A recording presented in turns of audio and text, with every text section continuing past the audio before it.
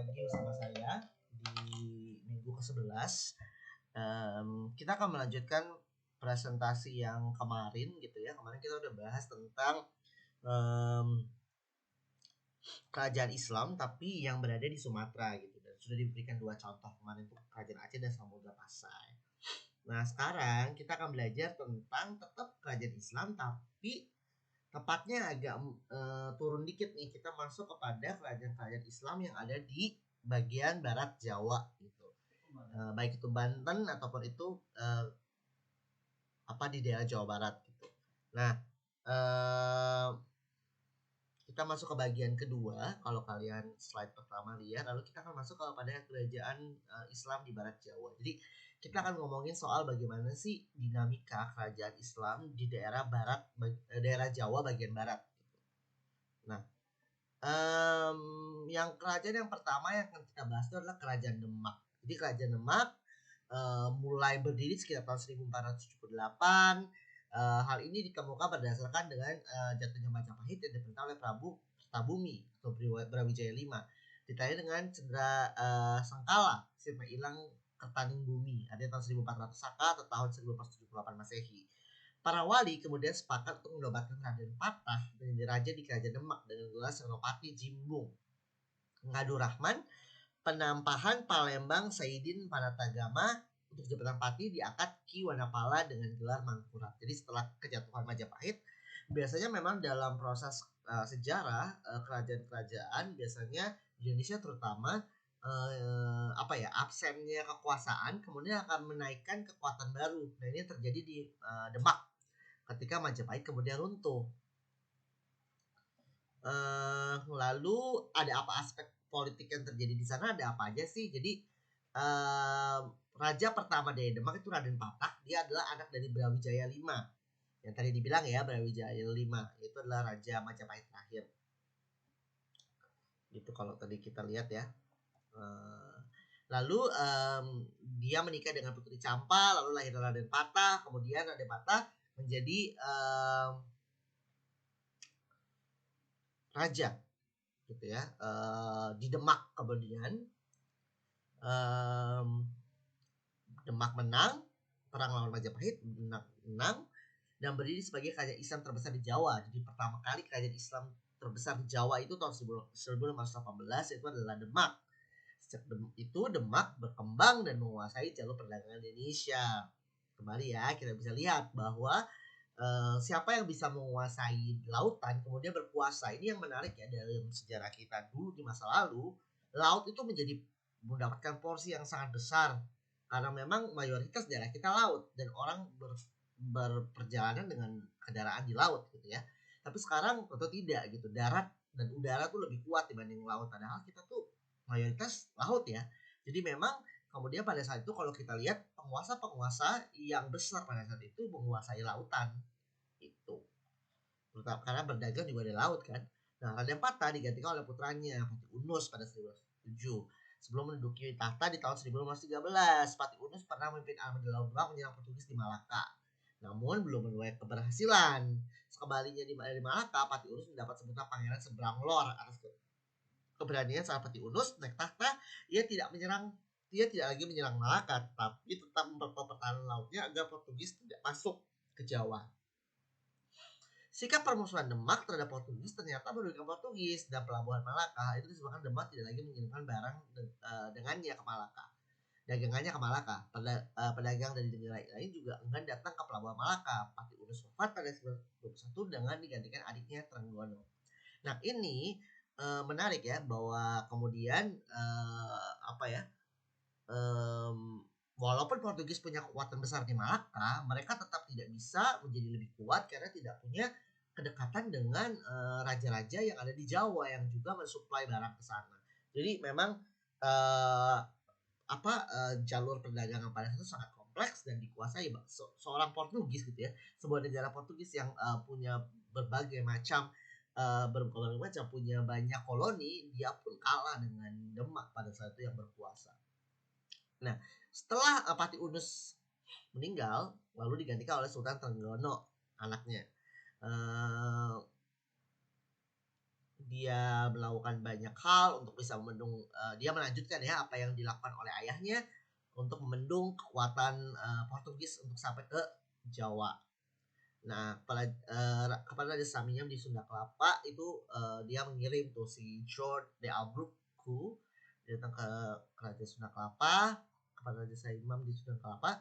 Ulah itu diterima baik, bahkan Portugis diberi izin untuk mendirikan kantor dagang di Sunda Kelapa. Berdasarkan data tersebut, Sunan Trenggono segera mengutus Fathahillah beserta pasukannya untuk menduduki Jawa Barat. Kalau kalian dengar nih Fathahillah yang kemudian menjadi nama museum, kemudian juga menjadi salah satu orang yang penting dalam sejarah Jakarta.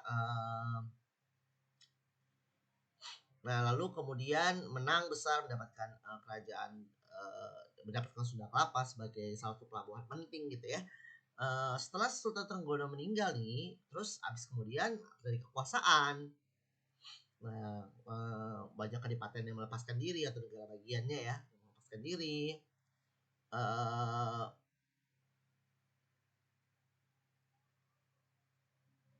Dan banyak sekali konflik-konflik di dalam. Biasanya kerajaan-kerajaan itu paling banyak sebenarnya bertengkar dengan sesamanya gitu, memperebutkan tahta. Jadi kalau kalian lihat proses banyaknya berganti-gantinya kerajaan di Jawa Barat itu banyak dipengaruhi oleh perang-perang keluarga gitu. Dan kadang-kadang itu digunakan oleh orang Barat untuk mengadu domba gitu. Kalau ada aspek ekonomi, of course tadi kita jelas ya, mereka penting dalam pergerakan ekonomi di Jawa, di perairan Jawa sampai ke Melaka, untuk barang-barang seperti beras, madu, dan lilin. Nah, ini nih kemudian menjadi apa ya, sumber ekonomi terbaik dari Demak. Nah, sedangkan secara aspek sosial budaya, nah ini udah pasti ya jelas ya, banyak menggunakan tradisi Islam, terus hukum Islam.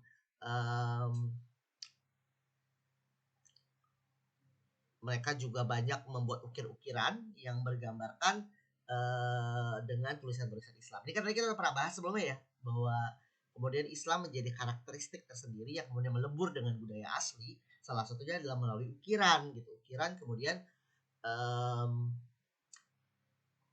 menjadi hiasan dan kemudian menjadi lambang ataupun menjadi identitas bagi Muslim di masa itu. Nah, berikutnya kita akan masuk ke kerajaan Banten. Kalau kita masih lihat ada provinsi Banten sampai sekarang.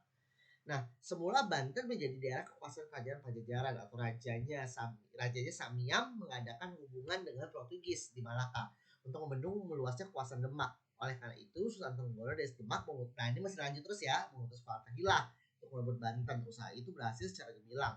Banten sudah Kelapa dan Cirebon jatuh ke tangan Fathahillah. Sejak saat itu agama Islam berkembang di pesat di Jawa Barat. Nah kita bisa lihat kenapa mayoritas banyak banget orang Islam di Jawa Barat ini, mungkin salah satunya itu adalah dari hasil budaya yang datang dari masa kerajaan Islam.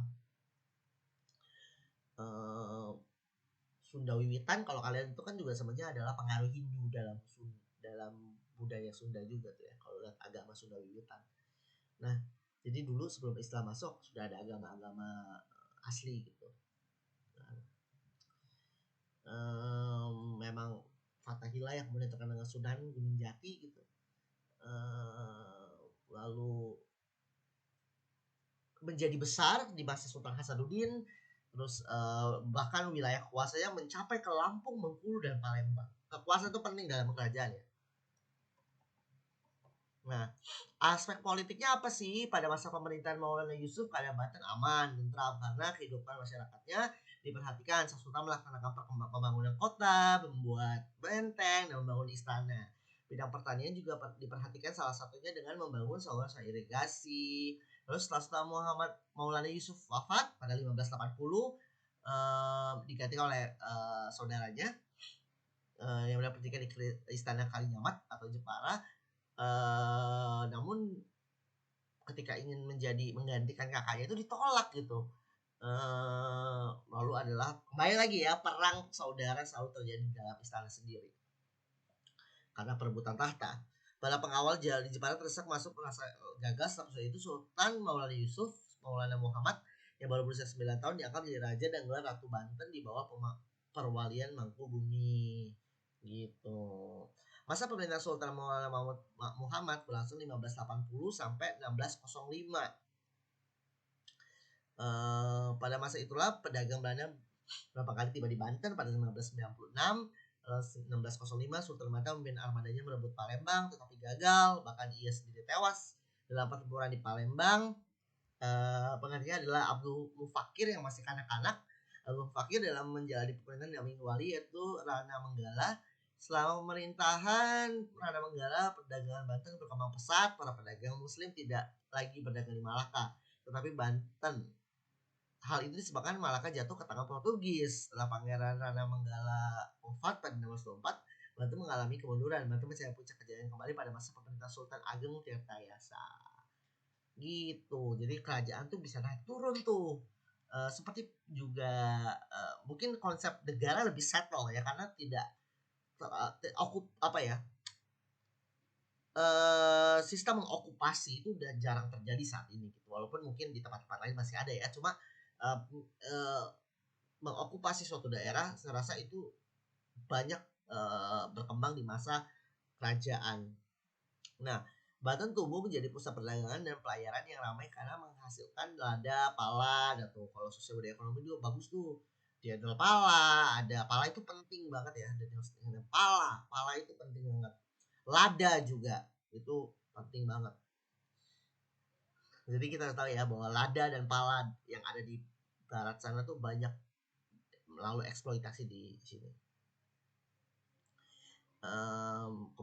Masyarakatnya tetap Islam of course, dan memang pada dasarnya kalau kita bisa melihat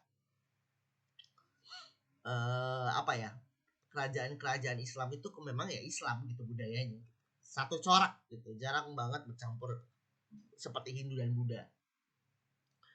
Nah, jadi kemudian kerajaan Islam besar dan membesar tuh di Jawa Barat gitu, dan dua kerajaan besar tuh Banten dan Demak itu punya kekuasaan juga sangat luas. Itu kemudian kenapa Jawa Barat, Aceh itu menjadi dua daerah yang kemudian sangat Islami ya, karena mereka itu dua tempat ini kayak kemarin Aceh, sekarang juga Banten dan Jawa Barat Demak gitu, kemudian menjadi wilayah yang banyak mayoritasnya Islam gitu. Jadi kurang lebih seperti itu teman-teman. Silakan baca lagi slide-nya. Nanti kita bisa ngobrol-ngobrol. Kalau ada pertanyaan silakan taruh di grup. Saya akan coba jawab. Terima kasih, sampai jumpa minggu depan.